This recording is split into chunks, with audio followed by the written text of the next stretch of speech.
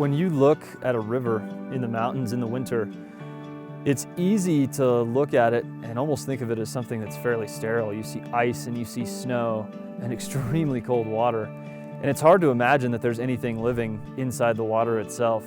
And the reality is there's a lot of bug life, and because of that, there's a lot of fish still moving around.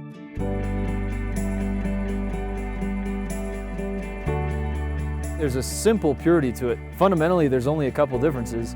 It's cold, and the fishing is a little bit harder, you know? But like that's really all that it is. Gearing up is really similar to the way that you gear up when you're going skiing. You just happen to be wearing a pair of waders instead of your ski pants.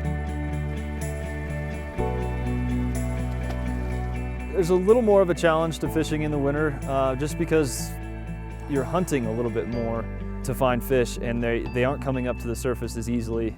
You know, with colder water, the fish are not quite as active, but there's a certain intrigue to that, trying to convince a fish that he's hungry when maybe he might be a little bit too cold to eat otherwise.